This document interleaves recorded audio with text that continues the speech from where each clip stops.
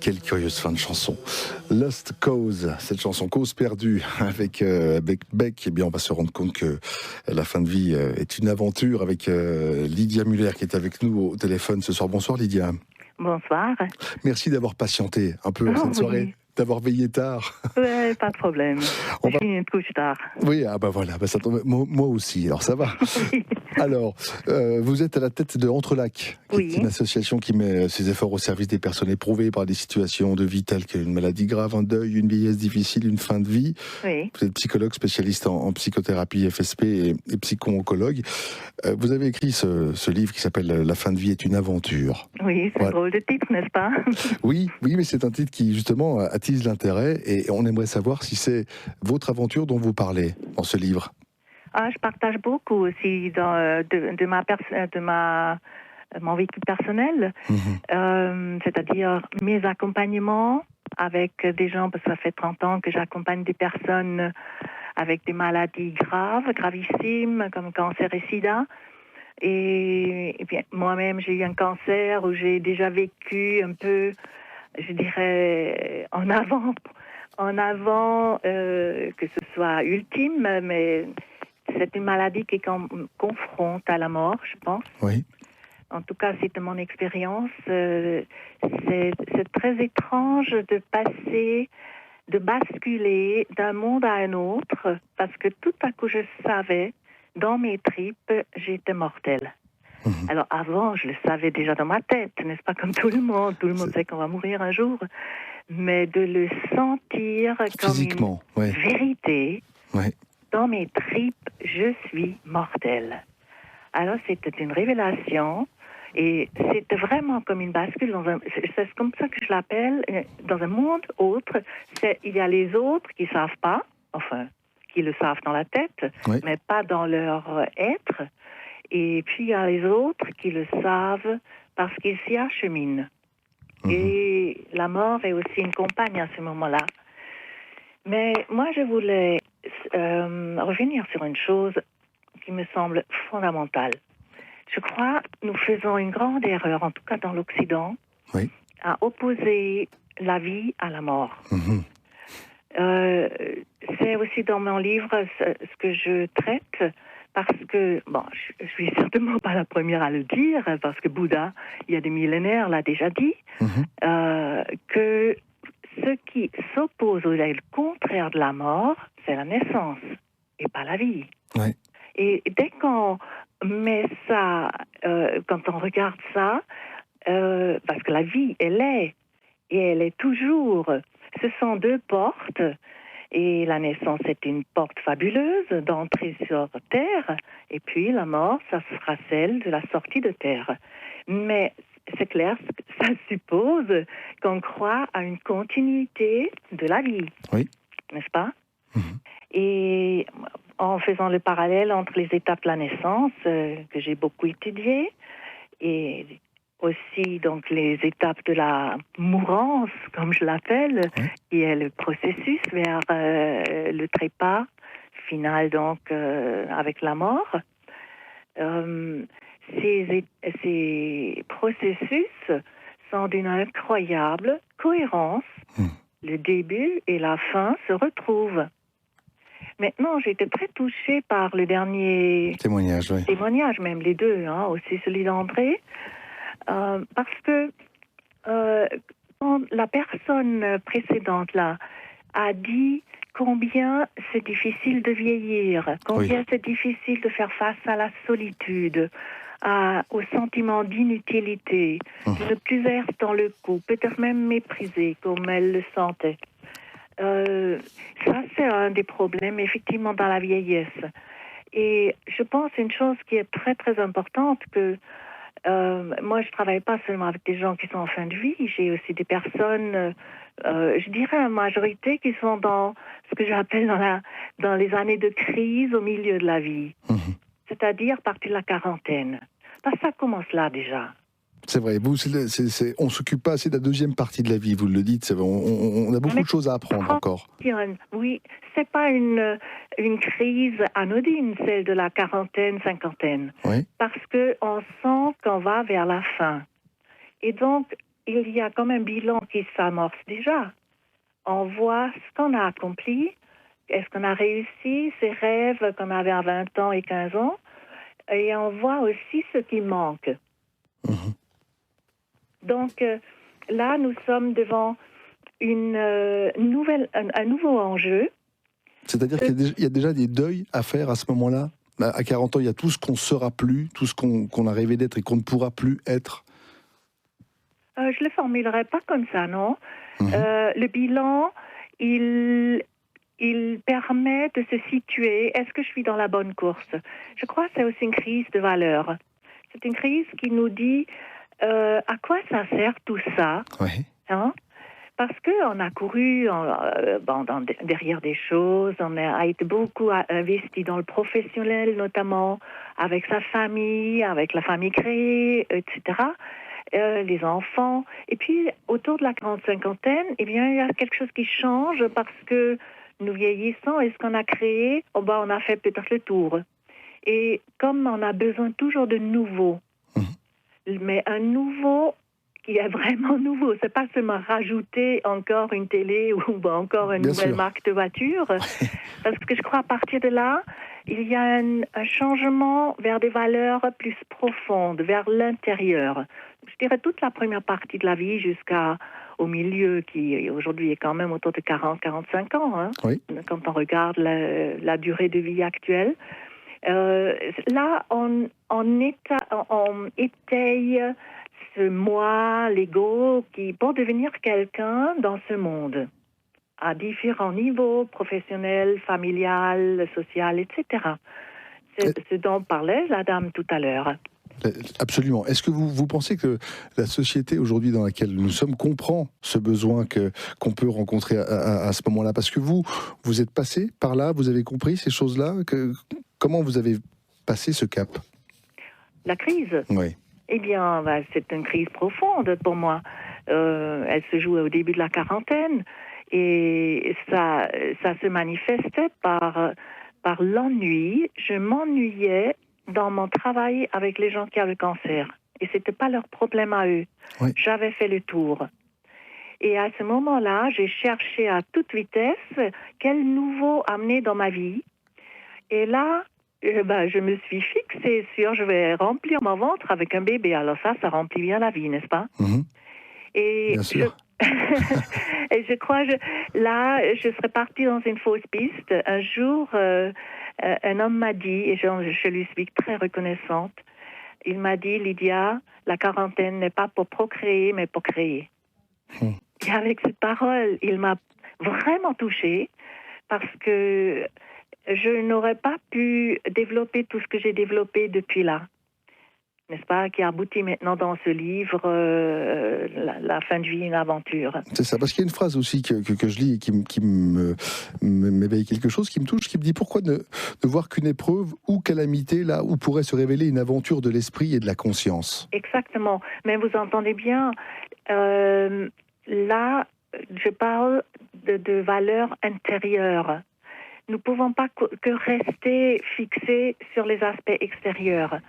Ça, c'est un aspect important. On va vers l'extérieur, le découvrir, le maîtriser, tout contrôler. Et puis arrive une deuxième phase où il s'agit d'aller vers des valeurs, je dirais, plus spirituelles. Alors attendez, c'est pas religieux, n'est-ce pas? Non, bien sûr. Spirituel. C'est-à-dire la quête du sens. Et je crois que c'est absolument nécessaire de trouver du sens dans cette deuxième partie de la vie à partir de la crise du milieu de vie.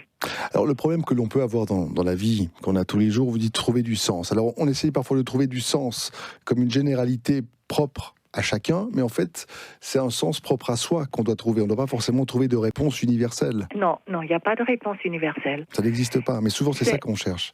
Oui, je peux même pas, moi, avec quelqu'un, quand je travaille avec quelqu'un, je ne peux pas savoir pour l'autre. Oui. Tant mieux d'ailleurs, parce que c'est un problème quand le thérapeute a un projet pour l'autre. Même son bien-être, c'est un projet, il faut faire attention. C'est ça. Mais aider dans cette c'est une quête, c'est réellement une quête. Et puis je pense qu'il y a une chose très importante pour pouvoir aller dans la deuxième partie, le cœur léger, je crois on a à regarder en arrière aussi par rapport aux souffrances, à l'enfant blessé à l'intérieur de soi. On a quelque chose à faire par rapport au boulet qu'on traîne derrière soi. Et c'est important dans un travail d'hygiène psychique, dans un travail thérapeutique, de nettoyer ces souffrances, de faire un travail de compréhension et de pardon. Et à partir de là, il y a une énergie qui aussi se libère, qui sera à disposition après pour aller de l'avant. Mmh. Et je pense le sens, il est quelque part dans on a à donner. On a à donner, oui. Mais pas... je pense à beaucoup de femmes qui, dans leur vingtaine, trentaine et quarantaine, encore, qui sont dans la famille, elles donnent, et elles s'épuisent. Et ça c'est un don, ça c'est pas un vrai don, parce que c'est dans une sorte de servilité qui n'est pas juste. Mmh. Le vrai don, le gratuit, il vient sans qu'on cherche un retour. Et oui. Notre profonde nature, je crois, elle est ça, le don de soi. Mais il faut d'abord avoir reçu. Mmh. Et donc, l'ego a besoin de recevoir et aussi d'avoir un sens de valeur de lui-même. Sinon, la deuxième partie de la vie sera aigrie. C'est ça. C'est ça. Il faut avoir de l'estime de soi. Vous disiez une chose tout à l'heure assez importante. On parlait de ces douleurs d'enfance, peut-être de ce boulet. La première chose, c'est peut-être mettre le doigt sur la question. C'est-à-dire qu'on porte un boulet, on ne sait pas forcément lequel est-ce, d'où il vient et pourquoi. Et ça, c'est un travail qui est assez peut-être difficile d'aller chercher, d'aller creuser des choses qui vont faire mal. Il faut avoir ce courage-là, peut-être, d'y aller. Comment ? Oui, il faut un courage. Et c'est peut-être encore beaucoup répandu que de voir un thérapeute, c'est que pour les fous. Je pense non, c'est un travail d'hygiène psychique. On a une hygiène physique et quand on pense à 100 ans en arrière, on n'avait pas l'hygiène qu'on a aujourd'hui. Tellement de bébés mourent à la naissance et des mamans couchent. Et donc aujourd'hui, on a prolongé grâce à la médecine et aussi une hygiène notre espérance de vie. Maintenant, nous avons à faire un autre travail intérieur, nettoyer le monde intérieur, encombré émotionnellement et aussi dans le mental, par les croyances et tout ça. Et ça me semble vraiment un travail nécessaire et pas du tout pour des gens qui se pensent malades et fous. Non, ça c'est une vieille idée, ça. Oui. Je crois on se le doit pour notre santé mentale d'aller s'aider soi-même par rapport, prendre au sérieux les souffrances, parce que chaque enfant a écopé des souffrances. Il y a un enfant blessé à l'intérieur de nous. Sans doute. Vous parliez de don tout à l'heure, de don de soi. C'est-à-dire que vous avez fait ce chemin, parce qu'on parle dans cette aventure, par exemple, qui est lorsqu'on apprend qu'on a une maladie grave, il se passe beaucoup de choses. On se sent souvent très seul par des proches qui cherchent à cacher leurs émotions, et puis malgré tous leurs efforts, vous sentiez qu'il se passait quelque chose, et puis c'était pas non plus la bonne solution qu'ils avaient vis-à-vis de vous. Et puis on est aussi assailli de nouvelles tous les jours, à savoir comment on va. Donc, et tout ceci, vous l'avez vécu, et le don, c'était avoir envie de le transmettre par l'écrit, c'est ça ? Quand vous parlez de don, c'est que vous bénéficiez de cet apprentissage, mais voilà. Absolument. Alors, je l'ai peut-être pas formulé comme ça, comme un don. Pour moi, c'est une création. Plutôt faire le bébé, voilà, c'est en 480 pages maintenant. C'est volumineux, ça pèse un bébé. Oui, c'est 1 kilo. Mais la traversée, est-ce que j'ai appris ce que certainement j'ai aussi appris avec pas mal de souffrance, mais comme je cherche à en tirer toujours en tirer le meilleur, parce que je crois pas qu'il y a des pertes sans qu'il y ait aussi un gain. Il n'y a pas de fin sans qu'il y ait un nouveau. Donc, il n'y a rien qui se perd ou se gagne, c'est que tout se transforme. C'est ça. Vous pensez que rien n'arrive par hasard, que dans chaque chose que l'on vit, il y a quelque chose à gagner, et que peut-être la meilleure chose qu'on puisse faire, c'est se servir d'une injustice, de ce qu'on pourrait considérer comme une injustice, c'est lui faire un pied de nez finalement ? Oui, moi j'ai vu déjà des personnes qui ont vécu une injustice, Oui. par exemple, qui ont été licenciés d'une manière complètement injuste. Mhm. Et en travaillant avec eux, j'ai essayé d'ouvrir juste une porte, de voir que si une porte se ferme, c'est qu'ailleurs il y a une porte ouverte. Où va s'ouvrir? Mais si on reste devant cette porte-là qui s'est fermée, à taper dessus ou à s'asseoir devant, la vie s'arrête. Il s'agit à voir que oui, il y a des choses qui se terminent et c'est douloureux. Plus qu'on est attaché, évidemment, plus c'est douloureux. À un moment donné, de pouvoir avoir, ça s'appelle la résilience, hein, à rebondir pour continuer son chemin pour voir qu'est-ce que la vie essaye de me ouvrir comme nouvelle porte. Hein? Alors cette injustice dont vous nous parlez, qu'on a peut-être vécu un jour ou l'autre, est-ce qu'il faut aussi la vivre à un moment donné? C'est-à-dire que oui, on peut s'asseoir et bouder devant cette porte un moment parce qu'on doit faire ce deuil peut-être, ou est-ce qu'on est capable immédiatement de voir l'autre porte qui s'ouvre? Non, je crois pas. Enfin, il faut se donner ce temps-là, on a le droit à ce temps où on boude, où on n'est pas d'accord. Tant qu'elle est, l'émotion, elle est là. Je crois qu'il faut être aussi à l'écoute de cette émotion. Il y a tout un chemin à faire. Dans tout deuil, il y a de la révolte, il y a du déni, il y a une tristesse. Il faut traverser ces émotions. Alors, il s'agit aussi de ne pas rester coincé, n'est-ce pas? J'appelle ça les contractions aussi dans le deuil, hein, comme dans l'accouchement. Oui, oui. Et à un moment donné, il s'agit d'en sortir de ça, à renaître à un nouveau. Alors bon, on peut rester dans la victime, mais bon, je crois quand on est aidé, les gens qui viennent demander de l'aide, c'est ce qu'ils cherchent, hein, je veux m'en sortir de ma souffrance. C'est souvent ce que les proches aussi vous exhortent à vous battre pour vous en sortir, et puis vous interdisent une attitude négative, notamment de penser à la mort, et voilà, à un moment donné on a envie de vous sortir de là. Est-ce que c'est pas un peu tôt parfois? Oui, c'est tout à fait juste ce que vous dites. Penser à la mort comme si c'était négatif. Je crois, on aurait tous intérêt de penser à notre fin de vie. Et quand je fais le parallèle avec la naissance, regardez comment le bébé déjà se retourne et se place la tête face à l'utérus, au col de l'utérus, 2 mois au moins, ou 2 ou 1 mois en tout cas, à l'avance déjà. Oui. La mère, elle prépare la naissance à venir. Alors, pourquoi ne faisons-nous pas cela aussi avant cette prochaine naissance qui nous attend tous, de toute façon, que nous nous préparions, que nous soyons pas en siège, mais tête en avant, n'est-ce pas? Alors, la vieillesse, elle nous prépare en nous enlevant les forces, et c'est aussi quelque chose que je dirais qui est juste, parce que on nous enlève l'extérieur pour qu'on aille plus vers dedans. C'est-à-dire que c'était une interprétation que j'avais de la vieillesse, parce qu'il faut se trouver des réponses parfois dans la vie, et je me suis toujours dit c'est la seule façon qu'a trouvé le corps pour qu'on n'ait pas l'instinct de survie, qu'on n'ait pas le choix. Finalement, le corps ne suit plus, donc on doit bien finir par s'en aller. Sinon, l'instinct de survie nous forcerait toujours à rester dans cette expérience qui est la nôtre maintenant de cette vie-là. Oui, c'est une bonne hypothèse.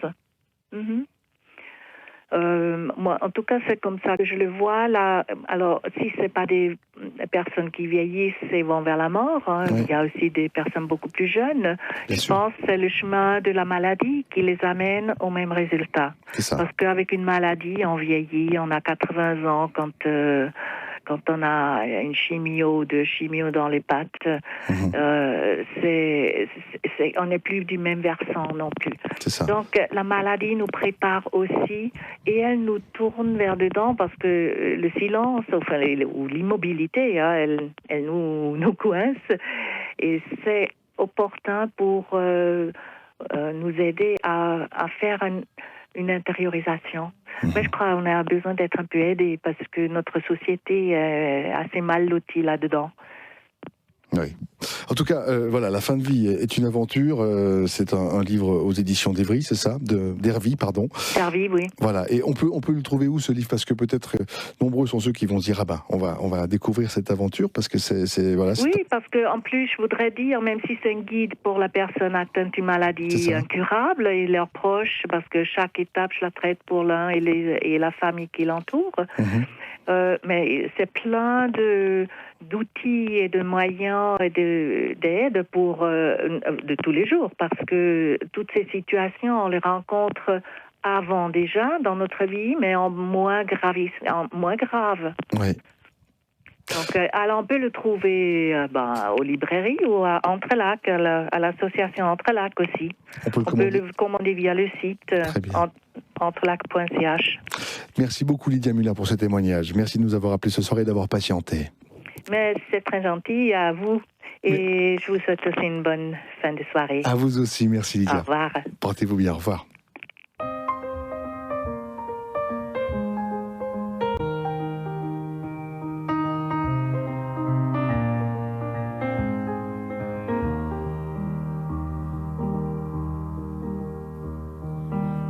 If I said I never thought of you, will that be a lie?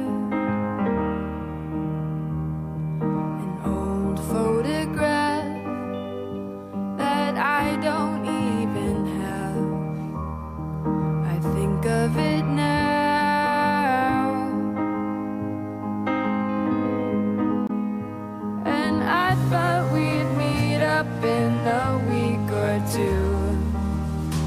And we'd slow dance to Patsy Cline at the bar. But now that you're gone, my life goes on.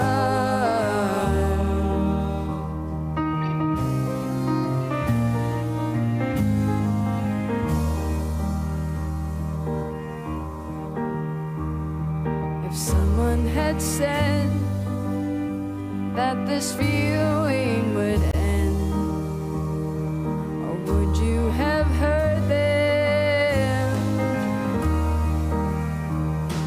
If someone had said that this feeling would end, would you have believed them? I thought we'd meet up in a or two, and we'd slow dance to Patsy Cline at the bar. But now that you're gone, my life goes on. I know I said I'd save this last dance for you.